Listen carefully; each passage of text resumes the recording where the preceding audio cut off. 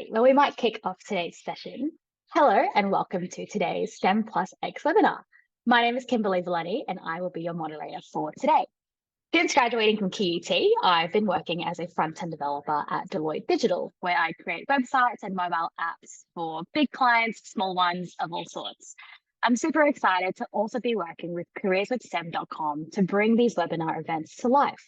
It's my passion to inspire more young Australians, especially females, to explore careers in STEM. Before we start, I'd like to acknowledge the Turrbal and Yagara people as the First Nation owners of the lands where QUT now stands, and all of the lands we're joining from today. I acknowledge our First Nations people as the original STEM innovators and traditional owners of Australia, and I pay my respects to their elders, past, present, and emerging. If you're joining us live in this webinar, big welcome to you. Please get your questions ready and tell us where you're joining us from in the chat. It might be which school you're from, which part of the country you're in at the moment, or I'd love to know the First Nations owners of the lands where you're joining us from if you know it. So I myself am from Brisbane, which is the Turrbal and Yagara people. We've got people joining from Sydney. Anyone else joining from anywhere special today? Today, we have an awesome lineup of impressive individuals who have combined their love for technology with their X, which is their passion, a problem they're trying to solve, or another discipline. You'll hear more about our STEM plus X formula later on. The panelists are standing by to share their career paths and answer your questions. And if you're watching this from the Careers with STEM YouTube channel, thank you for tuning in and don't forget to subscribe. So in this webinar, we're celebrating the latest issue of Careers with STEM magazine, the technology issue, which is also our special 10th anniversary issue. We've sent a free copy to every Australian and New Zealand school in October, and you can also find the e-edition on our website. So why technology? Because everywhere around us, tech is on the cusp of new breakthroughs. Think about AI that creates images and text, telescopes that can capture never-before-seen images of the universe, and quantum computers that will solve even the most complex of problems. All these evolutions in tech, and many others, will require highly skilled graduates. There are many parts to a successful career in tech, and now more than ever, the tech sector needs people with varied interests and backgrounds. No matter your personal interest, chances are there's a tech role out there for you, combining your passion with tech skills for a rewarding and successful career. Careers with STEM is a one-stop inspiration hub for high school students about careers in STEM, which are growing twice as fast as non-STEM jobs and are found in every sector. In the pages of this bright and fun magazine, you'll meet real-life character role models showcasing the range of exciting and sometimes surprising career paths available in technology.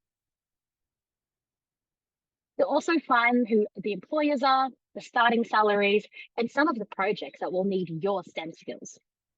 There are so many awesome tech companies to work for in Australia. In this issue, you'll discover 10 companies who are always looking for new recruits, like Google, Canva, and even the Commonwealth Bank. You'll meet real-life career role models showcasing the range of exciting and sometimes surprising career paths they forged with tech as their foundation, as well as the latest tech advancements that everyone's talking about, like AI, quantum computing, and even moon farming, which we'll hear more about today. So today's webinar is brought to you thanks to our sponsor, the Queensland University of Technology. Also known as QUT, it's a university that I can definitely vouch for because that's where I studied. I graduated at the end of 2021 with a double degree in information technology and creative industries with majors in computer science and interactive and visual design. QUT offers bachelor degrees in information technology as well as games and interactive environments, and is known as a university for the real world because of the approach of embedding real-world learning into their courses, as well as linking students to real-world projects through work-integrated learning activities. So before we meet our panel and explore their careers, we wanted to share Career with STEM's secret formula. We call it STEM plus X, where X is your passion, an interest, another subject, a big opportunity, or a life-changing goal. It's just like mathematics, where X is the unknown variable that we're going to figure out. For example, have a think about Technology plus agriculture equals smarter farming, or science and business equals new space rockets, or engineering and health equals new medicines, and maths plus shopping includes happier customers and less retail waste. Take myself as an example. My personal STEM plus X formula is technology and design, which is the backbone of why I studied my double degree of computer science and interactive design at QUT. STEM plus X can lead you to some surprising careers today and also into the future. So in today's webinar, you'll meet three amazing STEM professionals who are carving out super interesting careers that combine technology with psychology, species survival, and gaming. You'll meet Lauren Fell, who uses psychology and tech skills to explain human decision making. She's also a part of the team from QUT that's planning to grow plants on the moon. We also have Dr. Paul Rowe with us, who is the head of the QUT's School of Computer Science and an expert in using ecoacoustics to monitor biodiversity. And our third panelist for today is Dr. Selene Turkey, who explores how immersive technologies like gaming and virtual reality can change the way we learn and work. Once you've heard from our panelists today, you might be inspired to find out more about combining technology at QUT with your X for an amazing career. If that sounds like it's up your alley, please go ahead to qut.edu.au/information-technology. All righty, on to our first panelist.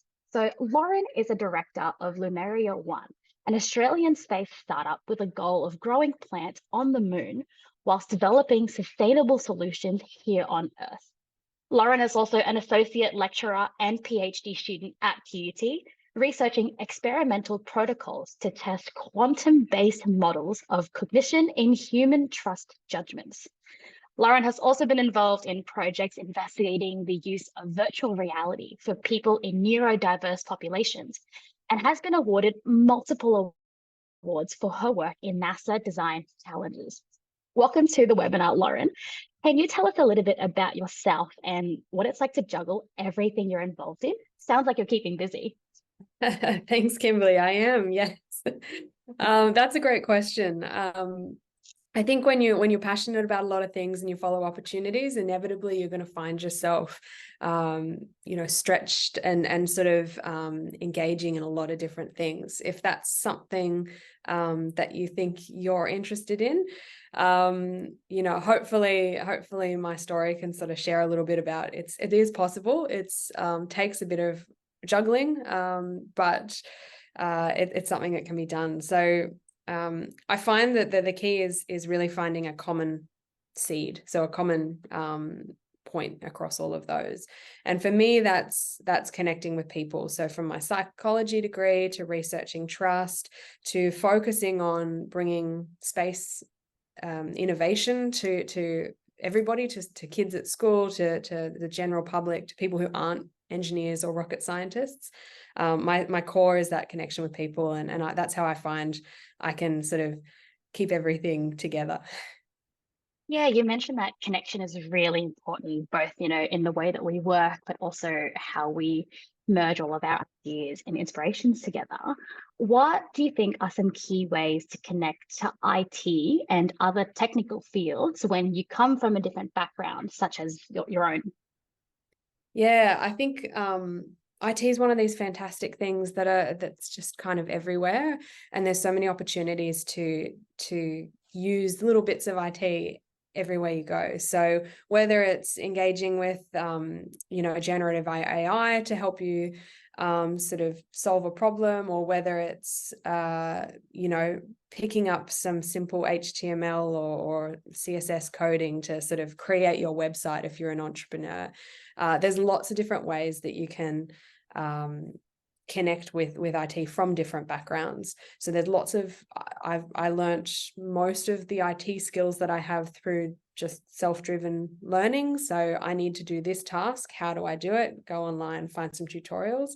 And then of course there's opportunities. If you really enjoy the IT side of anything you do, there's, opportunities for high degree learning in IT degrees and that sort of thing. So just have a go is my advice. Yeah, and that's a really exciting thing with technology, right? Because there's always going to be opportunities to learn more as technology evolves. So really fun, really exciting. You mentioned that you're researching into quite a multitude of things, but can you explain to us your research and the surprising links between the way that we think and quantum physics, or perhaps how human interactions and how we interact with things play a part in technology? Yeah, certainly. So for me, as someone who's not fantastic at maths, technology plays a big role in how I research the quantum applications to human cognition, because it allows me to calculate things without doing it by hand, which I found a lot of physicists amazingly are able to do. So because I can't, I use technology to help me out. So the idea behind, the general idea behind what we call quantum cognition is that particles on really small scales, so our quantum particles, electrons, that kind of thing, turns out they behave pretty weirdly. They can be in multiple places at once. They can have no position at all. You can be really sure of where they are, but then you can't possibly know how fast they're going. So there's all these kind of weird things going on. Interestingly, our minds are also kind of weird. Particularly when we think about how we intuitively make decisions. So how we trust someone and we don't really know why or how. So it turns out that the sort of things that are behind how particles work in very small scale and very small physics can actually be applied. The same sort of probabilities can be applied to how we make intuitive decisions like trust, and fit quite well. So it's like being in two minds about something is similar to, if you're familiar with Schrodinger's cat being both alive and dead. It's those sort of connections that I look at in that research. It's so fascinating to hear you talk about the passion you have for technology when, interestingly, you didn't do a degree in IT or in science. How did you find yourself in a space startup trying to grow plants on the moon? And what will it mean when we can successfully grow plants there? Yeah, so as you mentioned earlier, my journey into space began with just having a go, participating in NASA's online crowdsource challenges. So they have a tough problem and they put it out to the general public. So, something that their engineers are sort of need some extra ideas from outside the box, outside of that engineering box, for instance. And I sort of got involved in those and really enjoyed that participation, learned a bunch of skills as I did it, because there's that really great motivation of, hey, I could be involved in a NASA mission or they could use my ideas. And part of that, a lot of that was technology driven. So I had to learn, for instance, for one of the challenges about how they use space internet. And that was really cool, but it was a lot of learning. And so it was really, really interesting. As well as, 3D modeling, these sort of things. And I suppose the sort of technology supported, because there's so much online to sort of help you upskill, help you learn, that really supported my journey into space through being motivated by these NASA competitions. And then from there, just kind of the rest is history, they say. I connected with people who were sort of looking for ideas for a space mission, and we came up with this idea to put plants and seeds on the moon, because it's so simple, it's so human. We want to see something grow in that very barren environment, and obviously something that can potentially one day support life and astronauts staying on the moon for extended periods of time. Wow, it's incredible. And yeah, I can't wait to see where it goes. Okay, it's such an exciting project. Um, as a fellow, woman in entrepreneurship and looking into these startup areas and really sparking your ideas, are there any advice or tips you would give to women interested in entrepreneurship? Yeah, certainly. So I find from my own journey, a lot of it is really about what you can show you can do rather than what you can say you can do. So I would be looking for opportunities where you can show your value. So for me, that happened through the opportunities that I had with crowdsourced innovation. I could sort of show that I had ideas, and that would sort of, you could submit that. And then those sort of ways of demonstration are really powerful to really start to get connections and get people I guess believing in your ability to start a company and to actually back that up with your own skills. So I would say look for opportunities and try them out, and don't be afraid to try them out, because I might have won a few NASA contests, but I failed a lot of them. So you got to have a go, and just know that you'll win some, you'll lose some, but the ones that you'll win will be really valuable for your journey. It's a really interesting point. Thank you so much for that. I have one last question for you. And you've obviously been kicking a lot of goals in the past couple of years. What's next for you? What are your dream career goals in the bigger picture? Well, lots of people ask me, do you want to be an astronaut? And I'm not very good at the teacup ride at fairs. So I don't know if I'll really handle that, but I'd like to research more. I'd love the title of space psychologist, for instance. Working with looking at trust in a space context. I'm actually, in terms of directly what's next, at the end of this week, I'm heading to an analog lunar mission, so I'll pretend to be an astronaut, but nice and safely on the ground in Hawaii. And I'll be looking at how trust develops in this really confined environment with 5 crew members and no contact with the outside world. It's going to be quite interesting. So for me, I'd like to continue that sort of research, and also while I also provide opportunities to be involved in space for kids and adults alike in Australia. Yeah, incredible. Well, I can't wait to hear about how your space journey goes with both your feet still attached to the ground and with gravity included. Thank you so much for your time and insights, Lauren. I would now like to invite our second panelist to join us. So for the past 12 years, Paul has been working and researching on how sound can be used for biodiversity monitoring as ecoacoustics. His research group is a world leader in ecoacoustics. He works with ecologists, data scientists, and citizen scientists. He leads the Australian Acoustic Observatory Project, which is building a network of 400 sensors which will collect sounds from all over Australia. Now, I've personally been in Paul's classrooms when I was a student, and I'm still always in awe of his work. So, Paul, welcome to the webinar. Can you tell us a little bit more about yourself and how you've come to the position that you're in now? Yeah, sure, Kimberly. I'm a computer scientist, I guess a bit of a geek, and I was always interested in computers and how to make things. And at the same time, I was also always interested in the environment. And so about 12 years ago, I had an opportunity to sort of bring the two things together. And that's the ecoacoustics that you mentioned, which is where we're putting out these recorders into the environment to sort of understand what's happening to our beautiful and unique bush environment in Australia. Yeah, so you mentioned just then that you've always been interested in computers, right? You mentioned you used the word geek. Is it true, though, that you have to be good at maths to do a computer science degree? No, not at all. People used to say, oh, you need to be good at maths or good at puzzles and things like that. I think in the end, as Lauren was saying, you've got to follow your passions and sort of interests and the things that you care about. The great thing about IT is it sort of touches and affects everything. So sometimes we sort of say it's like the magic pixie dust. You could kind of think about anything, whether you think about, sport or farming or healthcare. Hospitals, mines, schools, government, they all run on IT. Some people say that society runs on software. So what that means is that computers are embedded and have really transformed our everyday lives. So if you've got a particular interest in the environment or in science or in farming or in business, there's always the opportunity to transform that using IT.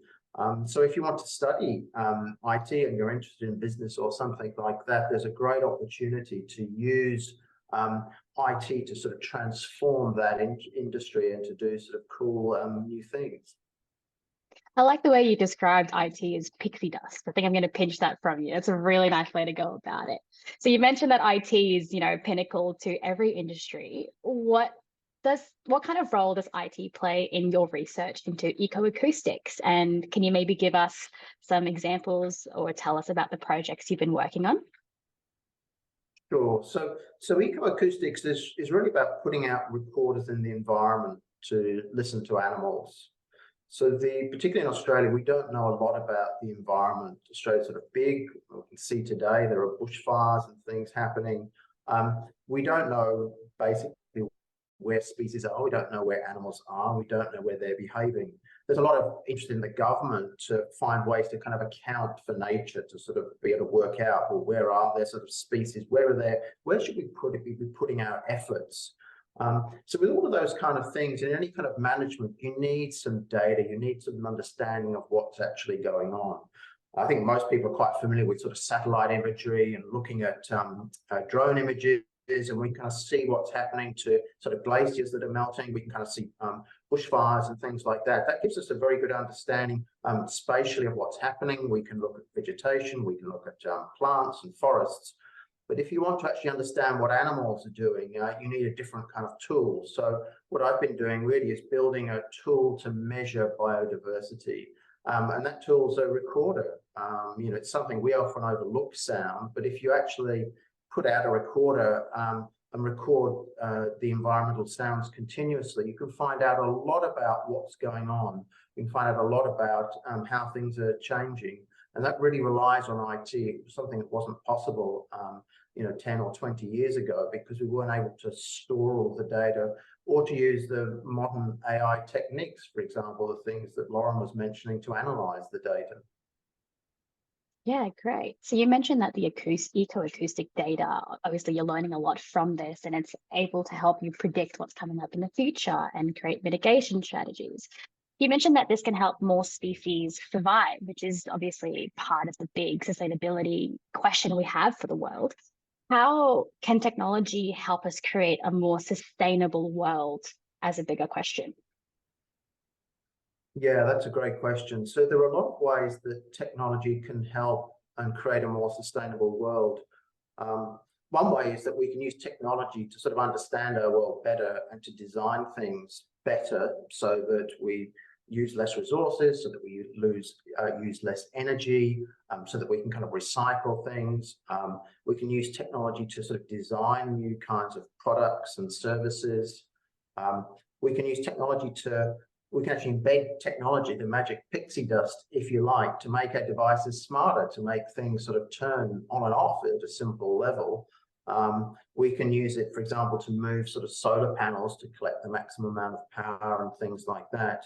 And I guess the thing that most of us, as we know from this, we can use technology for things like video conferencing and things like that, which means that rather than me having to sort of move my atoms to talk to you, I can move some sort of electrons instead, which is cheaper. Always helps to connect people a lot quicker as well.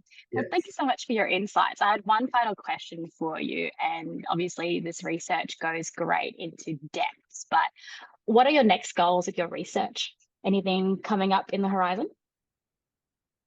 Yeah, we're hoping to set up an even bigger network across the whole world, so that we can really monitor biodiversity to sort of understand not just what's happening in Australia, but what's happening across the sort of the whole world. And we'd like to make all of that data freely available, so that it's not only available for scientists, but it can be used by kind of governments, can be used by sort of schools and for education, and to have citizen scientists interacting with that data and searching for their favorite frogs and birds and things within the data. Yeah. Well, that's incredible. And I can't wait to hear how far you expand all of your research. Thank you so much for your insights for today, Paul. I would now like to invite our final speaker to join us, who is Selene. She is a computer scientist and a virtual reality expert. Selene studies human/computer interaction. She has a PhD from Columbia University in New York and has worked at Harvard University. She currently teaches game design and development at QUT. Selene's research focuses on how immersive technology is reshaping the way that we work and learn. Thanks for being here today in the webinar, Selene. Can you tell us a little bit more about yourself and how your career came to be? Hello, Kimberly. Yeah, it is quite interdisciplinary, I think similar to Lauren's. My background is in mathematics. So even though, you don't have to be a mathematician to be in computer science, there's nothing wrong with it. I love mathematics. So I studied mathematics as a bachelor's, and then went into combining it with technology. So my PhD was how we can use technology as actually bring people closer to math. One of the things I realized, there's this anxiety towards mathematics, right? It's like, how can I use this powerful, engaging aspects of mathematics to engage people?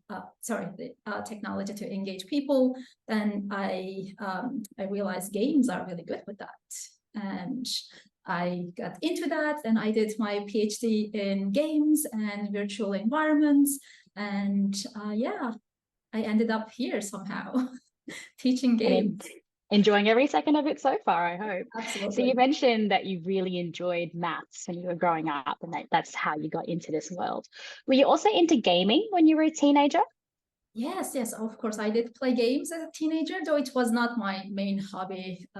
I liked Sims games. I would create, little towns and neighborhoods and let them go and see what happens. So a little experimenting. And I would also play first-person shooter games like Counter-Strike, which was very good to train my eye-hand coordination. And yeah, again, like for me, mathematics was part of, gameplay too. I like solving puzzles and math.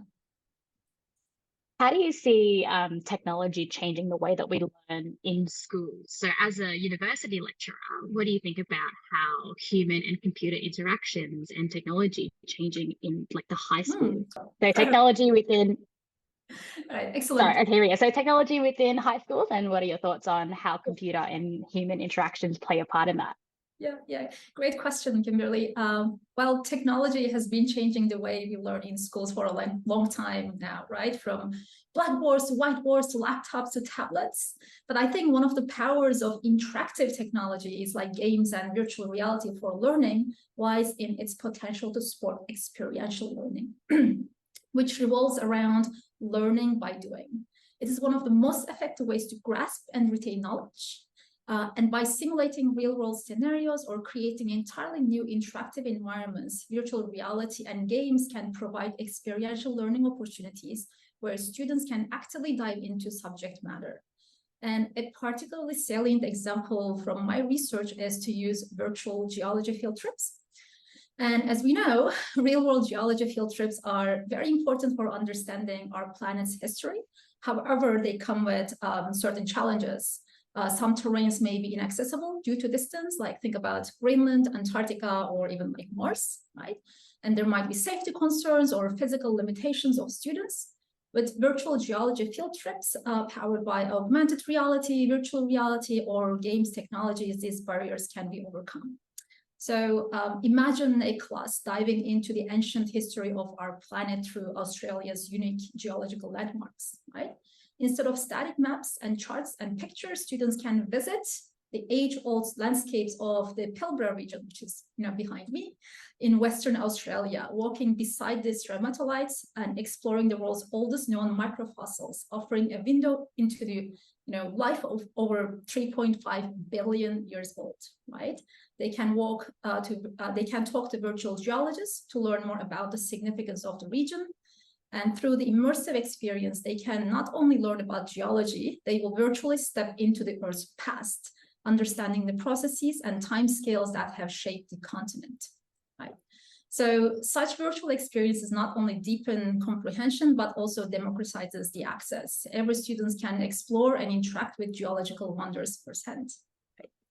So wow, it's absolutely incredible to hear about the depth and the complexity that goes behind all of this and just how wide the learning opportunities go. You mentioned quite early on in that answer that some of the benefits to gaming and online gaming is really minor things like hand-eye coordination. You mentioned when you played shooter games.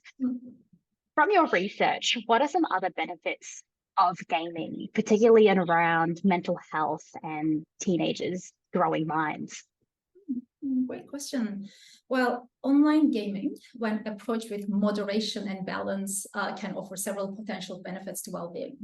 Playing games can help reduce stress and anxiety, as they can provide a very fun and relaxing way for teens to escape from the stressors of life. And this was especially profound during the COVID times that our research showed. In a well-designed game, players feel what is called the sense of flow. So if you play games, you know, sometimes you forget how the time passes, like you feel relaxed, you're engaged, you have fun. And this is because the game's ability to satisfy humans are fundamental needs. You know, these basic needs, like they include sense of autonomy, sense of competence, and social connections. Those who are playing games, like play games, probably can connect to those. In a video game, you know, we may feel motivated and engaged and feel autonomous, making choices in the games, you know, like customizing our avatars. We may feel competent as we achieve things and go through the progress through the levels. And many online games require players to work together as a team to achieve a common goal. This can help teens to develop their social skills, such as communication, cooperation, and even leadership. And in this vein, online games can help teens to connect with other players from all over the world. This can provide them with a sense of community and belongingness, and this can also help some of the teens who may feel lonely and isolated. And at the bottom line, though, one of the things that our research showed that the type of passion players have for games can impact well-being outcomes. If their passion is harmonious, which means that the gaming fits very nicely among other activities in their lives without overtaking them, right? They can play games, but they can also, you know, finish their assignments, hang out with their friends and family. And, if they can do that, games have very positive well-being outcomes. But if the passion is obsessive, if they feel like they have to play a game, you know, it is very rigid, this could have negative outcomes, right? This is something to be aware of while engaging into gaming. Yeah, incredible. We have seen a lot of influx in enrollments at QUT specifically for the games and interactive environments course, and it's really exciting to see the jobs that they'll go into. Do you have any success stories from previous students or current students on the kind of jobs that they will go into when they graduate? Lots. So our students from the degree, they become game designers, developers, producers, UX designers, quality, like it is varied. And they can also focus on developing serious games aimed at educating players on a topic, you know, training or real-world problems. And they can become XR specialists, but they're focusing on augmented virtual reality. And I think at this point, pretty much all the companies, gaming companies or serious game companies around Brisbane have at least one of our graduates. And in the last about 9 months, I think one company hired 4 of my students, and one of them has not graduated yet. So I got pretty friendly with their recruiter.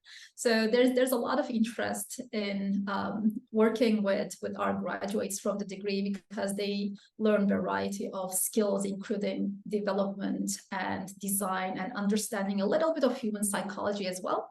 So when designing games, that aspect is also important. I hope that answered your question. Yeah, no, that's incredible, and always great to see Brisbane small startup game companies hire locally from QUT. One final question for you, of course, is what's next for you? What are your goal aspirations? Yeah, look, there's a lot going on. One of my projects is actually, kind of in line with what Lauren is doing.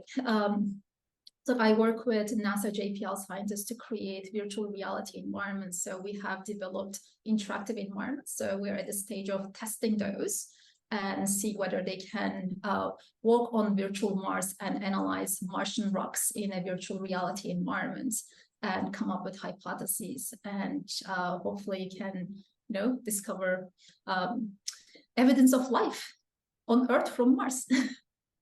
Incredible. Well, thank you so much for your insights as well. I've loved hearing from all 3 of our panelists today. All are inspiring trio of people with amazing backstories. And the key part here is that they all had interest in technology from early on, and they've just delved further and further into their careers, regardless of what many tangents of interest they have. we'll set aside some time in the chat. If you had any questions for our panelists, please pop them through. While we give that a moment, I'd love to invite all three of our panelists back to the spotlight of the webinar. And I'd love to ask the three of you a key thing that you would advise your high school self when preparing for a career in technology. So if I could ask Lauren, Paul, and Selene to pop your videos back on, come join me in the Zoom webinar virtual room. And maybe we'll go in that order. So if Lauren, you could give us a key thing on what would you advise your high school self when preparing for a career in technology? I would probably say to myself, plan ahead, but don't put too much importance on that, because it's going to go, the way it's going to go. So keep an eye out for opportunities and jump on them. Don't be too tied to a plan. Yeah, awesome. And Paul, what about yourself? So I think I'd say think about three things. Think about things that you are interested in and things that you care about and value. That's one thing. Think about what you're good at. And as Lauren said, think also about where there might be opportunities. And then you kind of draw one of those Venn diagrams and you go for the middle bit where there are things that are interesting, things that you're good at, and things where you think there might be opportunities. And it might just so happen that middle part of the Venn diagram has a bit of your own little pixie dust in there. And Selene, what about yourself? Any advice to your high school self? Yeah, good question. I mean, Paul and Lauren already said pretty good things. I don't know, going back to my high school myself, I think continue enjoying mathematics and maybe learn a little bit of programming. Though where I went to school, it was in Turkey. We did not have such opportunities. So, look into programming, but enjoy being at high school as well. Just enjoy your time. Yeah, that's a really good point as well. A lot of high schools these days, there's a lot of pressure on, trying to set up the rest of your life. And really, you need to slow down and enjoy the years you have in school because they do fly by really quickly. So thank you all to the three of you for sharing your insights and your advice to your younger selves. I'd love to thank you all for joining us, and we look forward to following the rest of your careers. So if you've been inspired after hearing from Lauren, Paul, or Selene, make sure you check out more stories of Tech Plus X careers in the latest issue of Careers with STEM. In this special 10th edition of Careers with STEM Technology, we look back on how technology careers have changed in the past decade and how they will evolve in the next 10 years. You can find it all at careerswithstem.com. You can also head to careerswithstem.com to search careers and people by your favorite X, like animals, business, creativity, crime and justice, and much, much more. And that brings our webinar to a wrap. Thanks again to our sponsor, QUT, for these incredible insights from these individuals. We will be back in 2024 with a new series of STEM Plus X webinars, with the first one being a highlight on science in February. So don't forget to sign up to the Careers with STEM e-newsletter so you can register. Thanks again for being a part of our webinar today. We wish you all the best with your STEM Plus X career.